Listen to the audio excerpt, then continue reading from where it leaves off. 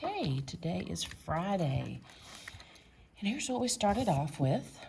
We worked at our boards in groups of 3 to see if we could figure out how to find the volume of a cylinder, a cone, and a sphere. All right, so what would you do? What I want you to do is push pause on the video, get a piece of paper, and write down, kind of draw the figures if you want, but write down, either draw them or write down cylinder, cone, and sphere on a piece of paper, and then make sure you write down height equals 10, radius equals 5. Then I want you to, hopefully you have your stuff at home and you can find one of your reference sheets for ACAP, or you can go into the ACAP folder, which I'm going to show you at the end of the video, to find the reference sheet. I want you to write down the volume formula for each one of these. They're all different. Then all you do is see if you can figure out what to do. You just put in your numbers where they go. So see if you can do that. Then come back and start the video from here to check your answers. Now don't cheat and just listen to the answers. Okay, hopefully you did that. All right, so here, the volume of a cylinder is pi r squared times height. Okay, so I keep V. Pi, we're going to use 3.14 for pi. Sometimes it may tell you to just use pi for pi, and you won't calculate it. You'll just put pi at the end of your answer. But we're going to calculate it. So 3.14. And what this means when I have symbols and letters right next to each other, that's multiplication. So 3.14 times the radius squared. My radius is 5, so 5 squared is 25, times my height is 10. This is all you do. Okay, 3.14 times 25 times 10. Okay, so I'm doing a cylinder. I found the formula for the cylinder. I found the volume. I just plugged in my numbers, is 785. This is the easiest because there's no fraction. Okay, plug in whatever it tells you for pi. Now, for instance, if it told me just to use pi, I would do 25 times 10. I would leave pi alone. This would be 250 pi. Okay, that's the same thing as 785. Let's see. If I do 250 times 3.14, see, 785. So sometimes it'll ask you just to leave pi, and that just means you don't put it as 3.14. Okay, this is going to be the easiest one to do. The only thing you might have trouble with sometimes if they don't give you the radius, but they give you diameter. If they give you a diameter of 12, then your radius is half of that. So the radius would be 6. That would be the only thing that might get a little confusing. Okay, so on the cone, we're going to do the same thing. We're going to look at our ACAP sheet, our resource sheet. Okay, and I'll tell you where it is in a minute. You're going to look for cone, formulas, cone, and volume. We're not going to use this for 8th grade. You shouldn't have any problems with these. Okay, I'm looking for a cone. I'm not going to use this. This works, but you have to know that B is pi r squared. Okay, if you know that B is pi r squared, then you can use that one. Otherwise, let's use this one. Okay, so volume equals 1/3 pi r squared times height. Okay, we're doing kind of the same thing as here, and we have the same numbers.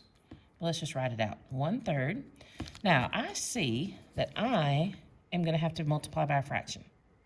And if I'm not sure how to do that, one thing you can do is just put everything over 1. So 3.14 over 1 times 25 over 1 times h, well, no, 10. 10 over 1. So then I multiply across. 3 times 1, that's going to be 3 on the bottom. 1 times that, I'm just going to multiply 3.14, 25 and 10, which I just did. So that's 785. Okay? So basically, when I multiply by a fraction, I'm really going to divide. Okay? So on this one, I'm going to take 785, divide, whoop, that's plus, shoot. 785 divided by 3. Oh, I get 261.6. Now, it didn't say on this, but it'll tell you what to round to. Let's say we're going to round to the tenths. Here's my tenths. I look next door. That is above a 5, so it tells me to round my 6 to a 7. Okay? Or actually, it's 6 repeating, but I don't know. All right, so that's not too hard. So this is kind of the middle hard. But it's a little easier because there's just a 1 on top. So when there's a 1 on top, I know I can just multiply all my other numbers and just divide by 3. But if you don't remember that, just put everything as a fraction. And we know that any whole number is just that number over 1. And then you can see I just multiply across, multiply across. All right, now let's look at the sphere. The sphere, when I look here, is volume equals 4 over 3 pi r to the third. So it's a little bit different. And there's no h. We're going to learn why in just with the video that you watch. All right. So 4 over 3 times 3.14 over 1 times radius, which is 5, but 5 to the third. 5x3 is 125. We should know that one. Over 1. Wait a minute. Do we have a height on this one? No. Okay. So now I've got 4 on top, this on top, and that on top. So I'm going to multiply those together, and I'll multiply these together. So I know it's going to be over 3, because 3 times 1 times 1. So I'm going to do 4 times 3.14 times 125. Wait a minute. Oh, yeah. Let me do it one more time. I guess I did that right. 125 times 3.14 times 4. Oh, I guess that's right. I'm going to divide by 3. And I get 500. Oh, wait.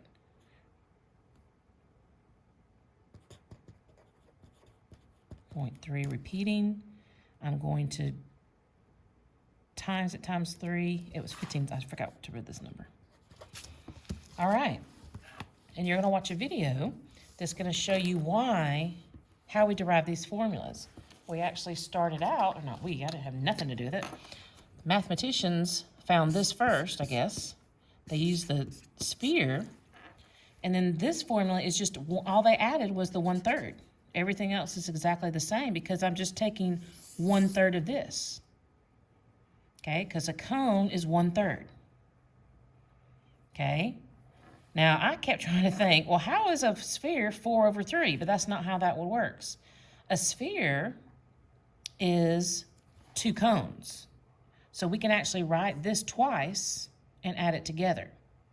And on the video you're going to watch that's linked below, it'll show you how this twice times 2, or this plus this again, that's what forms the 4 over 3.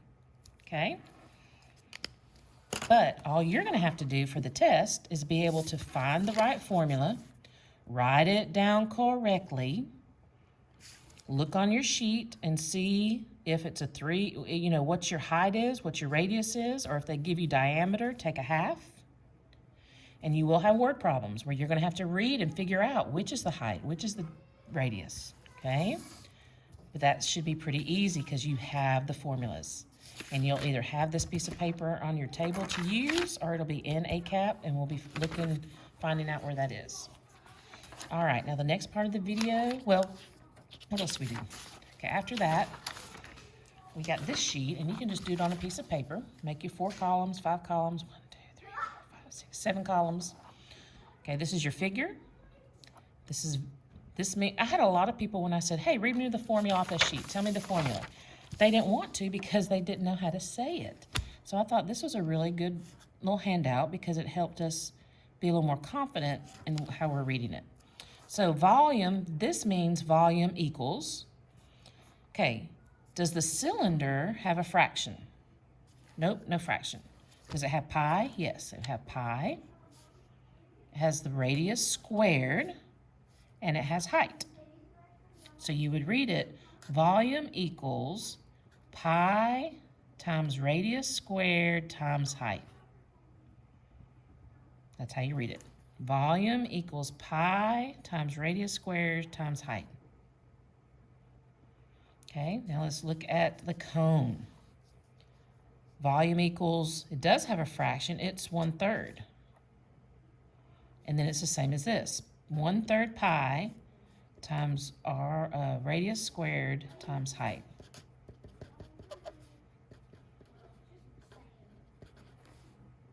Okay, then sphere. Volume is 4/3 times pi times radius cubed.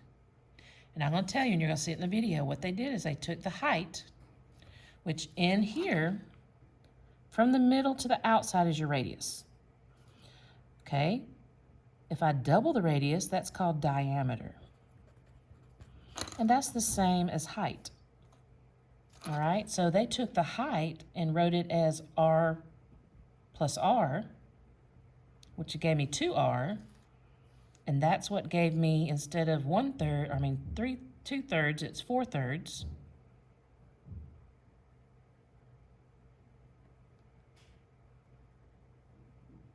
No, that gave me the other third. And then we turn this into a cube. That's why we don't have height in this one. So cylinder doesn't have a fraction. Sphere doesn't have the height, but it is built in. We just add it into our r's. Okay, it'll make more sense when you watch the video. All right, then we did one problem on the front, on the back. Not all classes did that, but we're going to do that on Monday. Now, the next part of the video is about ACAP. Excuse me. I passed these out, but they're also in your in-Schoology. In Schoology, when you go to your math, there's a purple folder. This is purple. And it says ACAP. All of this stuff is in there. This sheet is in here with the links. You can click on the links and it'll take you where you need to go. But let me start down here. These are the standards that you can learn on your own. These are ones we will not get to before ACAP. Some of them aren't in our pacing guide, aren't in our standard, and not in Oxford's proficiency scales. But I want you to know what they are in case you would like to prepare and do some practice on your own. So under the number system, these are things we did not test on. We've talked about them here and there, except for this one, but we haven't tested on it. So these are some things you can practice, and I'm going to show you where. IXL is a really good place to do that. Algebra and functions. We didn't learn scientific notation or systems of equations. We are going to learn data and analysis, but not till after ACAP. Okay, and we're finishing this one now. So what you can do with this is up here, I have assigned these lessons and data. So if you have some extra time on the weekend or after school or at night or something, you can go into iReady and do those lessons. Then you can go over to IXL, find the skill, and practice it. Okay? I know not most kids are going to do that. Most students aren't going to do that. But for those that want to, here's your resources. First resource is IXL. All right, we still have it free for a couple weeks, I think. You can go into IXL, and when you go into IXL, there's learning, and then there's some other stuff. Analysis is 1. I don't know what else. And under learning is recommendations. Okay, recommendations, there's some yellow stars. I have starred about 19 skills that you can practice. Doesn't mean you have to go to 80. You can just go in there and do about 4 or 5 problems and see if you get them right. If you get them all right, you're good. But then if you also go to this next one that says skill plans. If you go to skill plan, then you can click on, there's a little box that has a red X, and under it says 8th grade. Click on 8th grade, and it brings up all the standards, all 4 of these sections, and it shows you, I wish I could just show you. Hold on. Let me try something. That didn't work. Wait. Here we go. Let me just show you. All right. Oh, we were doing IXL. In IXL, when you go in, learning, and you go to recommendations,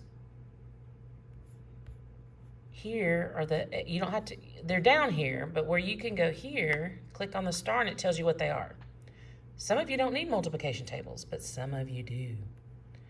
Classifying numbers, absolute value. These are some things that some types of skills you need. So you might want to go in and make sure you can do those, okay? The other thing you can do is go to the skill plan. And I know this is going to look a little overwhelming, but when you go to here, 8th grade, it has every section. So this is the number section. This is the things we didn't test on. And these are the things, these are the standards, Alabama standards, and here are the lessons that correspond. So all you have to do is, if you're not real clear on irrational numbers, just click on it. Sorry. And look, is 7 an irrational number? No, because it's a whole number. Is the square root of 8 an irrational number? Well, let's see. And you're not going to have a calculator on this. No calculators on any of this. All right? Is there a number that we can multiply together by itself to get 8? Well, I know 2 squared is 4, and 3 squared is 9. So nope, there's nothing in between, a whole number in between 3 and 2. So this is no. It is going to be a decimal that never ends. Got to hit submit. Okay, now, oh, wait a minute. What did I put? What was the question? Oh, I said it was a, okay, I'm glad I did that. One thing we talked about today, you've got to read your questions carefully, and I did not. I thought it said, is the square root of 8 a rational number? No, it's not. It is irrational. But that's one thing I love about IXL, because look, you can scroll down and say, wait a minute, I know that's right. And you can read, oh, now I see. Okay. So take the time to do that. And we know that 2/3, if you can write it as a fraction, it's rational. So this is asking, is it irrational? No. All right, I wanted to end on a high note there. All right, so that is the skill plan. Okay? And probably a good idea to tell you that all of these, you're not going to be able to use a calculator. On the rest, some you will, some you won't. Okay? But just go through and do 3 or 4 or 5 and see if you remember how to do them. You might want to go back to the very first thing we did this year. Proportional relationships and non-proportional relationships. See if you can still identify proportional. Oh, that's not the first thing we did. That was the second. The first thing we did was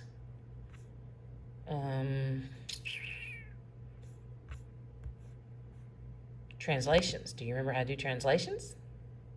You might want to refresh your memory because it's going to be on the test. Okay, so that's a really good resource right here that you can go in here and see how you would translate this number. This says graph the image. Okay, there's the image J. After a translation, 5 units up. So I'm just going to go 1, 2, 3, 4, 5. I'm going to graph the new image. Hit submit. Okay. If you get the first few right, go on and try something else. All right, so that's kind of how this works. These are the geometry standards and the practices in IXL. The data analysis, which we will do nothing in this, so this will be one you'll need to learn if you want to make a really good score on ACAP. I know most of you aren't going to do this, but it is available. All right, let me go back over here and see if I can hook up this again. Lesson